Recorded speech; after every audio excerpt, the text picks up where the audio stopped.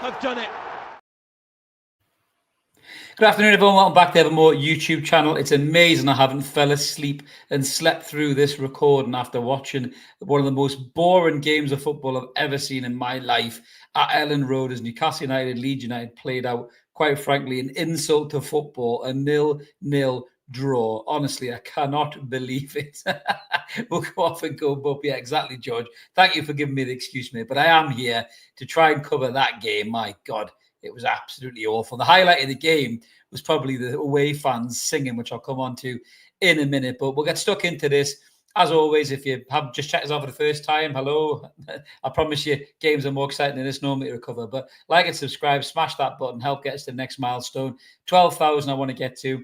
Once we get past 11,500, I'm going to tell you what the prize is for the 12,000 subscription prize, and it's absolutely mint. So make sure you tune in for that video when it comes out as well. And we're live in the chat. Jump in as a few of you already jumped in. We'll get stuck right into the conversations in a minute. So let's look at how we lined up. Obviously, injuries, suspensions. This is how Newcastle United lined up. So weirdly enough, I think I said this before the game. I said, is that 5 at the back against Leeds? That is lifting.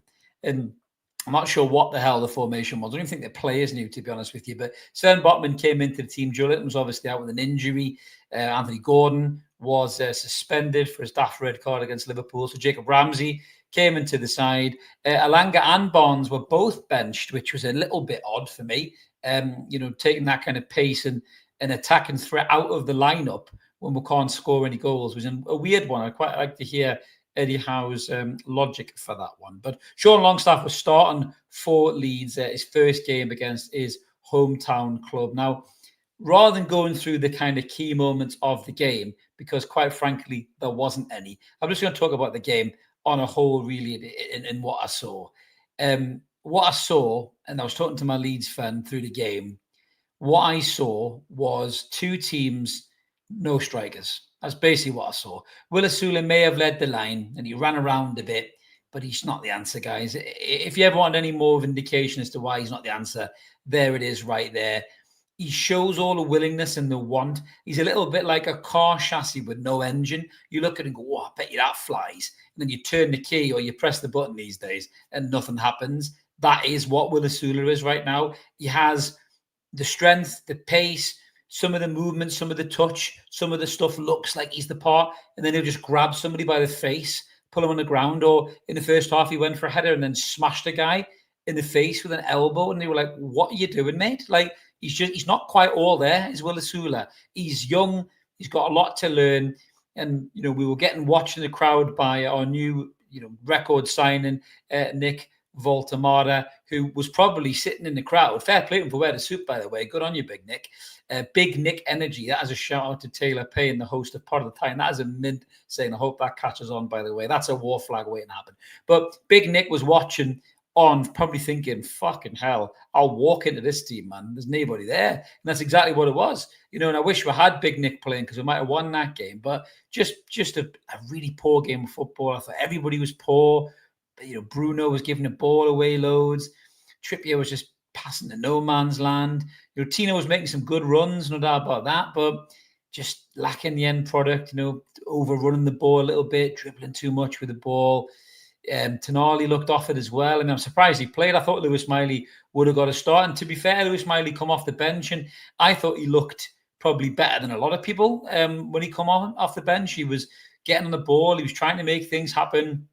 A couple of nice little passes down the channels and over the top. He was looking for the ball. I said to Mark when we were texting through the game, I said, if I'm Louis Miley, I'm taking the shot right at the edge of the box and trying to slip it in through the keeper on a piss and wet day in Leeds, but he didn't quite get there. But overall, really, really poor, just missing that potent threat up front. It was almost like the lads emptied on Monday night, as Eddie always says, and there was nothing left because there wasn't any quality there. The passing was wayward. We just looked leggy, we looked tired. That looked like a game that was 3/4 of the way through the season, not at the start of the season. The fitness didn't look there. Alanga come on, quick pace and running and all that, but there's no end product. He runs into dead ends. He passes balls to people who aren't there. And you think, from what we saw with Alanga on Monday, thought we saw Alanga there's poles apart. I mean, Bruno Guimaraes on Monday, that was like a Steven Gerrard or Brian Robson for people who are a little bit older than that, performance from Bruno Guimaraes on Monday. It was Captain Fantastic. Today, it was fucking Captain Caveman. He was just all over the place. He looked like a fucking guy, didn't have a clue what he was doing, losing the ball all the time, and just very, very strange. He really, really was. And that was a squad that was in need of freshness, not just up front, but kind of all over the place, really, as well. Sven Botman was probably our best player. I mean, in terms of man of the match, I'm going to get in there right now before I get your comments. My man of the match is the travelling away support who had to sit and watch that. Travel to Leeds. Leeds is a great city, by the way. If they're staying out, it's a great night out. But going down to Leeds to watch that in the piss and rain is miserable. But I tell you what, that chant, wow, that Alexander Isak chant, ole, ole, ole. I'm not going to say it because I'll get kicked off YouTube. It's in the comments already. But that chant, if you want any more evidence that Alexander Isak has lost this crowd, that was that today, because he's not welcome back into this squad if he comes back, not at all. And hopefully Big Nick Voldemort will make sure he's not back in this squad anyway, even if Liverpool don't sign. Let's get some of your comments up here, guys. There's a few super chats in there. Stephen said, if the owners think Asula is anyone's idea of anything but a fourth choice striker, they're sorely mistaken, and do agree with that. George is saying, Villa was good, Liverpool was magnificent. That was weak as water. Absolutely. Vincent says, creativity non-existent. Totally agree with that. Agent Tech is saying was bad, but we didn't lose. That is a fair shout. Look for the positives. Antagonizing Jody saying disappointed with that. How got the setup wrong today. Totally, regardless of the very poor form from the lads, the Isak situation has been detrimental. We played on emotions in the last two games. I agree with that. The Isak thing needs to be resolved one way or the other. And I think the way it's going at the minute is he's going to Liverpool. I think Liverpool will come in with 120 to 130 million pound bid. I think we get another centre forward to the door. I saw a comment there about Strand Larsen. I never thought Strand Larsen was coming to Newcastle. I thought Wolves were always making it difficult, but I do think Johan Visser will come in before the close of the window next Monday. And with big Voldemort and Wisser, I think that's the two Newcastle need to let go of Alexander Isak, and that definitely will happen, I think, before the end of the window. Now, Terrific Lad is saying we wouldn't have scored if they had 9 men. They were shite. Absolutely. We got a super chat from Insani. Thank you very much, buddy. He said, evening, Chris. Absolute shite that match was. Don't know what Eddie was thinking. With 5 at the back, I must admit, I did wonder that myself. Only this calm because it's still early in the season, but just awful. Love the channel. Thank you, mate. We love your support as well. Slothy Vlogs is saying Usola's 22, not a kid. He's never making it. There is a question to ask there, Slothy. There really is. I mean, everybody gives Will Asula this kind of break, but the hammer Lewis Miley was only 19. You know, Lewis Hall's 20 or something like that, and they're younger than Will Asula, and both of them have showed that they've got more quality in their boots than Will Asula. He works hard and he tries hard and he's got pace and he is a threat, but he doesn't know what he's doing up here, so he doesn't know what he's doing down there. You know, that's the biggest problem, and I'm not sure that Howe and Tyndall can coach that into him. He just seems all over the place, you know, which is a real problem. Blue Joy saying, in my opinion, the key moment of the game was the merciful final whistle. Actually, I tell you what, the only thing that was more horrendous in that game than the football was the referee. Was it Peter Banks? What an absolute prick he was today, blowing for stupid little fouls left, right, and centre. Completely broke the flow of the game. Dreadful refereeing altogether. There was a couple of times where was it the great challenge from Team Liverpool? We blew for that, and Murphy gets sided down in a worse tackle, and that's not a free kick. Absolute bollocks. It really, really was. But I tell you something, I will say this because we hammered him like fuck when he was at Newcastle towards the end of his time. But I thought Sean Longstaff was magnificent today for Leeds. I thought he got in amongst it. He rattled into Bruno.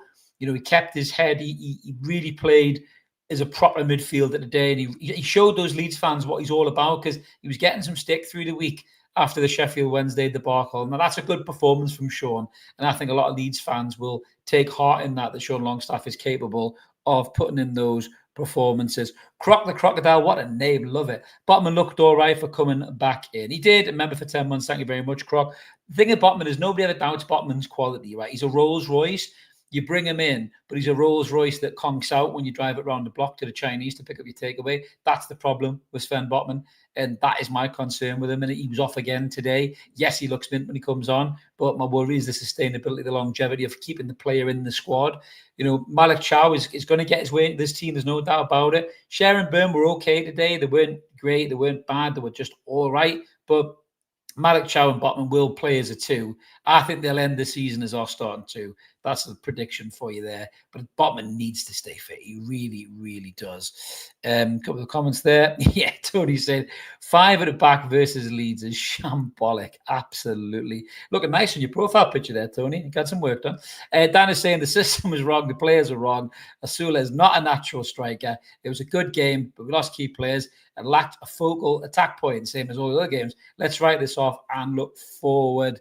Yeah, I don't disagree with that. The international break for once is coming at a good time for Newcastle. It gives us a chance to settle down, get this window out of the way, get it done and dusted. Whatever's happening with Isak is happening with Isak. I tell you something right now. If he doesn't go to Liverpool and he refuses to play for Newcastle and then he fucks off and plays for Sweden, Newcastle United need to absolutely batter this kid. They really do, because that is a disgrace. It really, really is. I think he'll go to Liverpool. I really, really do. But if he does go to Liverpool, Newcastle should take legal action against him when he plays for Sweden for breach of contract. And I think they might do that. They've been trying to keep it all kind of above the level just in case he does come back into the squad. But I think the minute he goes, and if he tries that shit and goes to Sweden before we sign for Liverpool, which is probably likely, then I think Newcastle should rightly so take legal action against them on that. Chalky saying that Longstaff man of the match for me, absolutely, mate. Remember the last time we did a Newcastle post-match and Longstaff was man of the match. The Bearded Toon fan, all shit today, absolutely, mate, 100%. And yeah, the Crocodile is saying Botman completed 90 minutes once last season. I know, mate, it's a massive, massive concern. Ian says we need Fratesi for some creativity. Now, I don't disagree with that at all, mate. I think Fratesi's an excellent player, a really, really good player. But I think looking at the game in total, I think Raymond's kind of summed it up there. Really shocking performance. It really, really was. I think the big issue for me with this, and I'm not trying to hammer Eddie too much because he's had injuries, he's had problems.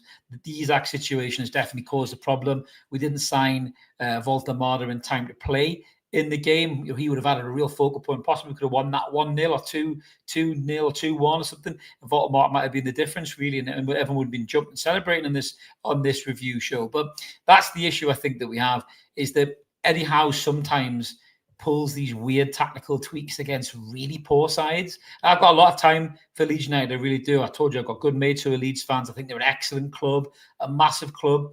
You know, one of the biggest clubs in England, and I love the fact they're back in the Premier League. I've spent a lot of time in that city. I think the fan base is very similar to us. They're very realistic about this season as well. They're not arrogant or cocky about nothing. Got loads of time for Leeds United, but they're not a great side.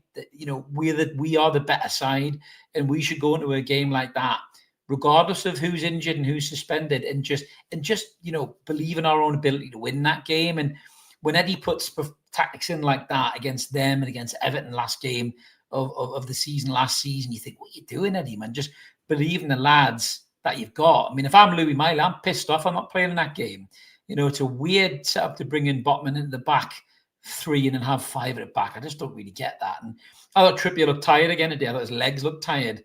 You know, he looked tired against Liverpool as well. But I know he's a, you know, trusted player and he's got the mentality and all that stuff. But, you know, Lewis Hall's looked good again when he's come on there. You know, and I think it's time to start Tino and Lewis Hall against Wolverhampton Wanderers at home, I think, for me, when we come back from the national break. And hopefully Volta-Marder will be starting in that game as well. I seen somebody asking him what the Isaac chat was there. Look in the comments, mate. It is in there. Look at the comments. Yeah, I mean, Slothy's right. Eddie overthinks simple games. I think he does sometimes. You know, he's maybe thinking too hard and too strong, giving Leeds maybe a little bit too much respect. You know, Leeds haven't got a focal point. And Calvert-Lewin come off the bench, you know, and gave him a focal point, but he's way off the pace in terms of match fitness. He's not had a pre-season. So, you know, if that was Dominic Calvert-Lewin coming off the bench with a pre-season, he might have nicked that for us. Or for them, sorry. He might have nicked that for them when the ball came over the top. You know, he just got his foot on it, rolled over to Pope. And again, Pope looked shaky today. I don't know if you saw it in the second half, where there was a chance where the ball went to, I think Cher passed it back to him. And his first touch, honest to God, I'm not being hyperbolic here, I've seen better touches from a centre forward in a pub team who got in at 4 a.m. when we've kicked off at 10. It was fucking abysmal. He put his foot out and rolled it 6 yards that way, and he panicked and put his studs on the top. It looked terrible. It really, really did. And I worry that there's a Nick Pope clanger on the cards coming very soon. And I think the minute that happens, Ramsdale's in. And once he's in, I don't think he'll go out again, to be honest with you. But we didn't lose the game, I suppose. There's a positive. So we've got 2 points, you know, from a possible 9 there.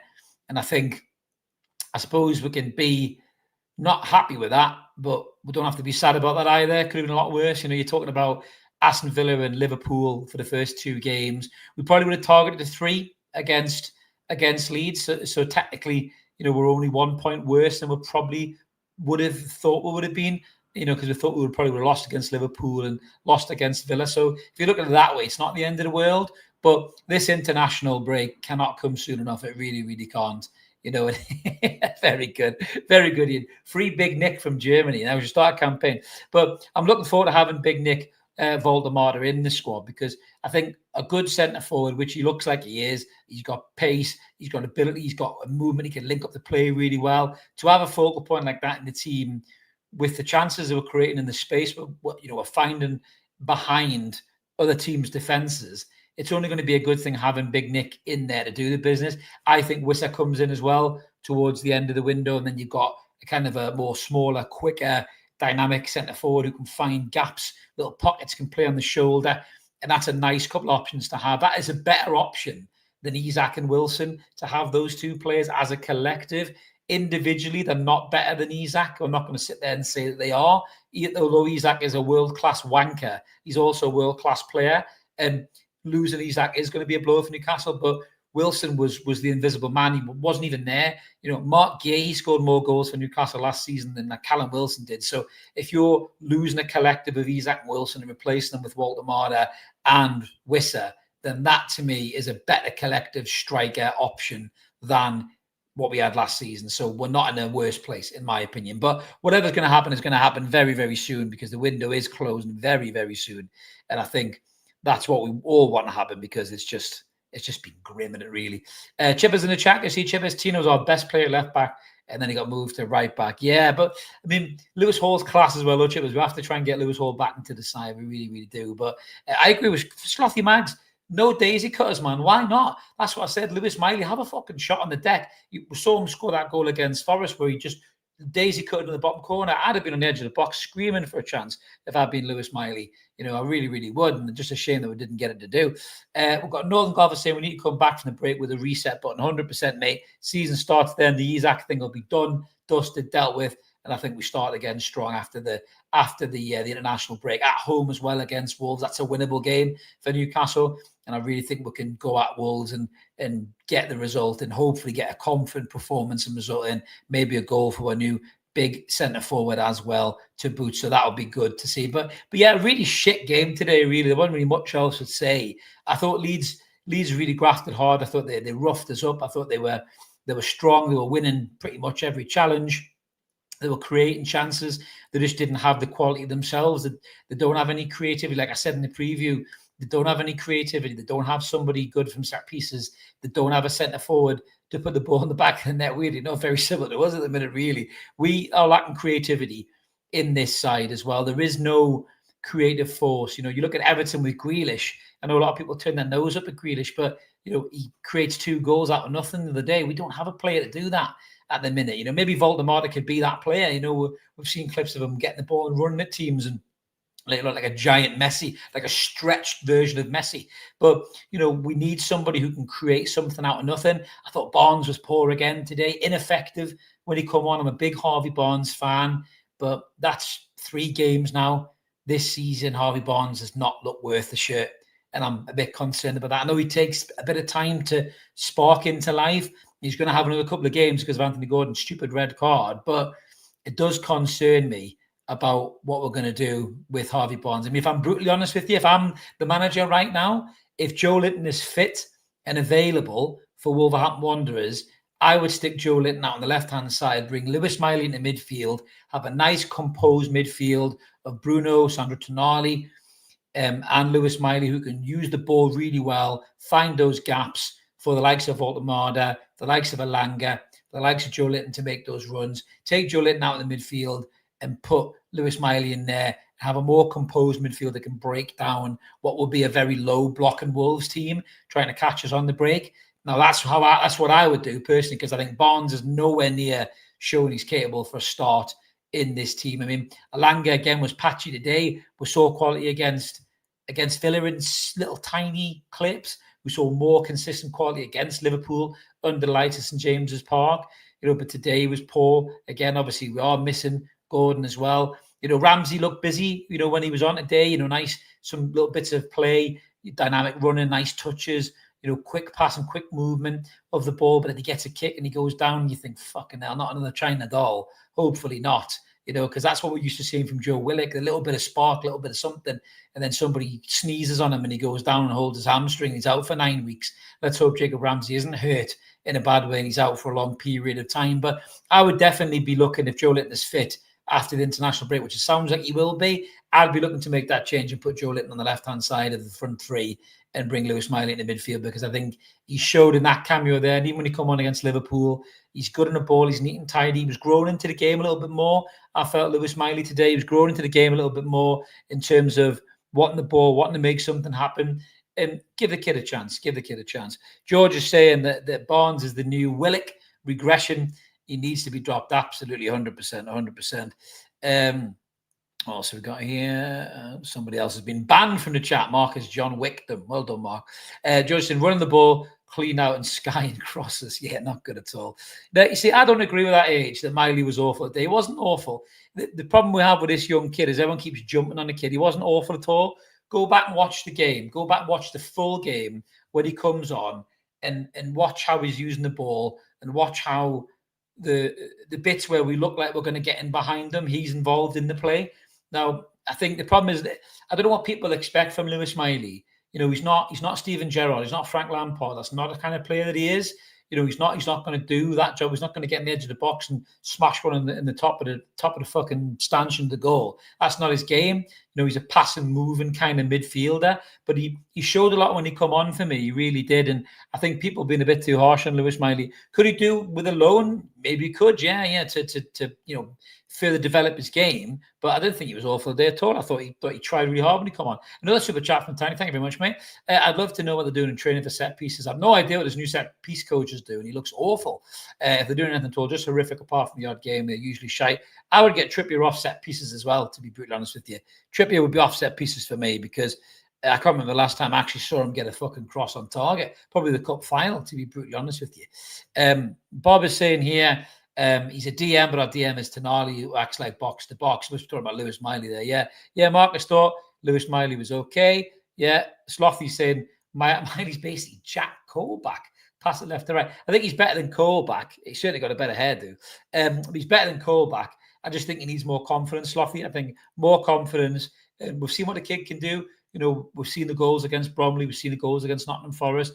We've seen the passes against Paris Saint-Germain, Chelsea. We know the kid's got that in his locker, but he needs the confidence. He looks like his confidence has taken a bit of a dip. So, I think he just needs a little bit more confidence. Bryce says he thought he was okay as well, but everyone was awful. I thought they were, to be fair with you. And Stephen didn't think Miley was awful at all. He thought he did well. Yeah, I mean, it's all a game of opinions, guys. We're all entitled to opinions, but I didn't think that Miley was that bad. And put it honest with you, I thought those people were way worse than Lewis Miley when he came on. I thought he was decent when he come on in terms of the shit performance that was unfolding in front of us, to be honest with you. But listen, it's a low bar. It's a low bar because we were not good today at all. Not good at all. As Jamie says, the break comes at a very, very good time for us, 100%. Garen French is saying, I think Howe was practicing a formation he wants to use on better teams in the Champions League and thought Leeds was a good game to do it. Very strange game. Yes, Trippier must come off corners, being terrible. But I'll tell you something, Garen, I hope that God he doesn't do that in the Champions League. We will get absolutely annihilated, mate. Absolutely annihilated. We've got one here, the NUFC fan channel. We played disgusting today. We're supposed to be Champions League quality. What I've just watched was shocking. Yeah, don't disagree with that, mate. To be fair, there's nothing to disagree about. Devavali saying, give it to Howe for this tactics were wrong. Yeah, don't disagree with that either. I'm not going to sit and defend Eddie Howe when his tactics have been pretty woeful, in all fairness, today. They were really, really bad. A comment there from Phil. We could have been beaten by Grimsby today. We would have got battered by Grimsby today. Did you see the post of their necks as well when they were arranging the tactic board before the game? That was beautiful. That's the kind of pettiness that I like in football. It really, really is. Couple of comments here. Going down. What we got here? Just trying to find some comments here, guys. Bear with. What we got here. Bob is saying Miley would look like a Ballon d'Or winner in Spain. He probably would, to be fair. Maybe we should send him to Barcelona on loan. They got no money. Send him to Barcelona, make him fucking class, and then have him back, and he'd be mint money. But I do think he's got quality. There is no doubt about it. I don't know where he plays. I don't know whether he's a 6 or whether he's an 8. He's kind of in the middle. He's not pushing forward and getting on the edge of the box enough. He's too far back. There was one point actually where Dan Burn told him to move and get up the pitch. So I think he goes a little bit too deep. He's kind of a little bit lost as to in the midfield area as to where you are. I played midfield and I played defensive midfield generally, and when you're a defensive midfield, you sit back, you're the option to protect the defense, but also the first ball from the defense. And what you normally find is the attacking midfielders are already on that bike by the time you've got the ball from that kind of 6 position, as it's called now.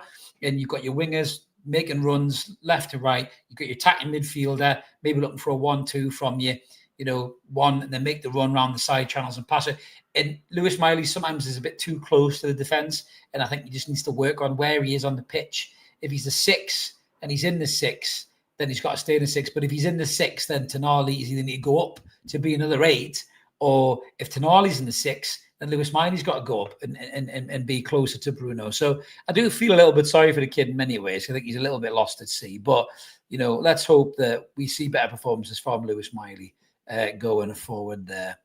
So, we've got a comment there from Kevin. Good afternoon from Lakeland, Florida. Good afternoon to you, Kevin. Thank you very much for tuning in, mate. Really appreciate it. I hope the weather is nice in Florida. It's very grim and rainy here, as you saw on the TV in Leeds. Not too dissimilar weather up in the northeast, to be fair. Yeah, Northern Golfer. Shots on target 2. Both Jacob Murphy, by the way. 56.7%. I know Eddie will be working on. Absolutely. I mean, get us a centre forward in that team, guys. Fucking hell. Get that sorted. Get a centre forward in that team, because we just need to score goals. But like I said, the biggest highlight today was the chant. It really was. I mean, that should tell Alexander Isak exactly what the fans think of him, and I think that should tell the club what the fans think about him possibly integrating back into the side. And I know football's fickle. You score a couple of goals and they forgive you, yada, yada, yada. I'm not sure this fan base will ever forget what Alexander Isak has done to it. And I tell you something, if or when he moves to Liverpool, tune into the channel, because I will do the biggest, massivest rant I think I've done possibly since I've ever created the channel on that piece of shit when the transfer window shuts, and exactly what I think of him, because I'm not impressed with his behaviour in the slightest. And I think he's been given a massive free pass by a lot of people in football and the media to act like an absolute bastard. And the damage this could do to football is almost irreparable if this deal goes through after his behaviour. But we'll wait till the end of the window for that. I've got to go away with work next week, but I will definitely be on a massive rant once Isak signs that deal to Liverpool, believe you me. Antagonising is saying Young Park should have had a shot on the left wing. Yeah, I mean, I liked him in pre-season. He looked lively, didn't he? He's been away with under 21s. Maybe they're trying to look at him in that environment and then maybe integrate him back into the squad. I don't know. But yeah, we definitely lost some spark and some creativity out of the squad. There is no doubt about it as well. Sloffy says as well, Park's exciting. Hope to see him stay around this season. I think they're on the fence with it, Sloffy, I think, in terms of they're obviously not sure what to do. I think they're waiting to see how the window plays out, and then they'll decide what they're going to do with the likes of Park, with the likes of Sula, with the likes of even Lewis Miley. Because if another midfielder comes in, there was talk about Kobe Mainu today, there's talk about Fratesi from Italy. If one of those two was to come into the midfield, personally for me, I'd gladly see the back of Joe Willock, because he's been receding, quicker than my hairline. He's like the fucking Marty McFly photograph. He's disappearing that quick, is Joe Willock. And I'd happily see him gone. If any London team would take him, I'll drive him. And I've got a lecky car. I have to charge a bastard twice on the way down, but I'll still drive him. I'll tell you, maybe once. I'll get away with once possibly. But yeah, Willock is done for me at Newcastle, but Eddie Howe still likes him and trusts him. And I think that's why he'll probably keep him around. So if we did get another midfielder in, maybe Lewis Miley does go to the Championship and get that experience they need, boss games, figure out where he is. Is he an attacking midfielder? Is he a defensive midfielder? Because you look at how well Elliot Anderson's kicked on in the England squad now. Massive congratulations to Elliot Anderson. If Lewis Miley can get that kind of confidence to his game without having to leave the football club permanently and then come back as a better player, maybe that's win-win all around, really. A couple more comments there, guys, see what we can do. Monty is saying, roll on, Voldemort. Yeah, welcome, Nick. Absolutely, 100%. Or Voldemort, as he's called. PJM saying, can forgive Bruno having an off night after. Yeah, absolutely, mate. I mean, Bruno's class as well, isn't he? Be fair, let's be honest with you. Because she says, if you keep a clean sheet, that gives you the first point out of 3 with just the striker. Who are the lads? Yeah, we didn't lose the game. That's the most important thing. If we'd lost that game, we could have lost that game 1-0 towards the end, then we would be in some serious bother, I think. It would have pissed us right off. Carol said, because I bet you 20 quid, Asula's not even a football player. Yeah, that would be money that you would lose, mate. You would lose, or I would lose, to be fair, because at the minute he does not look like a footballer. I've set Stephen off on a Back to the Future tirade there. Earth Angel, brilliant, absolutely. What a movie that is, by the way. Who has not seen Back to the Future in the comments? Come on, he's absolutely quality movie, absolutely quality. Vincent saying, did Villa do us over for Ramsey? He's had his injury woes, hasn't he? Well, I hope not. Sloth, yes, Slothy's right. Anderson's worth 80 million now. Imagine we kept Elliot Anderson in this squad. My God, he would be bossing the midfield, wouldn't he? He'd be absolutely class. But listen, as I say, it's a poor game. It's a boring 0-0 draw. It's 2 draws out of 3 games. So I suppose the only plus is we only lost one. It was in the last minute. We could have really got 3 draws, in all fairness. So we could have been undefeated if you want to look for the silver lining. But we knew what we needed to bring into the squad. We knew we needed somebody up front to put the ball away. We look like we've got now club record signing Nick Voldemort. So he'll be coming back in after the international break. Hopefully, touch wood, he stays safe at Germany. Maybe gets a goal, comes back full of confidence. If we get another striker in before the end of the window, get Isak down the M62, off your fuck, mate, reset the season, come back against Wolves, start again, start creating those chances and putting them away that we've done in the first 3 games, then start getting more points in the board, start climbing up the table, and we'll start feeling a little bit better about things moving forward, guys. But that's me done, I think. Just a quick one. I'm amazed I even got, near on half an hour talking about this game, because my days, it was boring as hell. But thanks for watching, guys. Thanks for staying with me in the lives, as always. Remember to click like and subscribe, help the channel grow. We'll be back with some more content coming soon. As I say, I'm away with work next week, but we'll try and do a little quick reaction for the window closing and where we're sitting and what shape we're in. And obviously we'll cover a certain Swedish rat as well, if he's here or if he's fucking scuttled down the M62. But have a brilliant evening, morning, afternoon, wherever you are in the world. Keep it evermore. Thanks for watching, guys, and I'll see you later.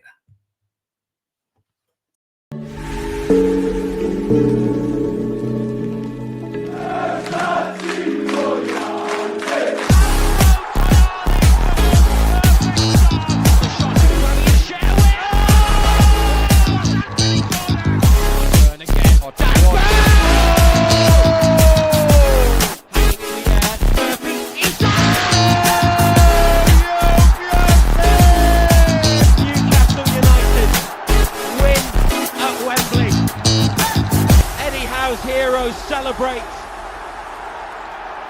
They have done it.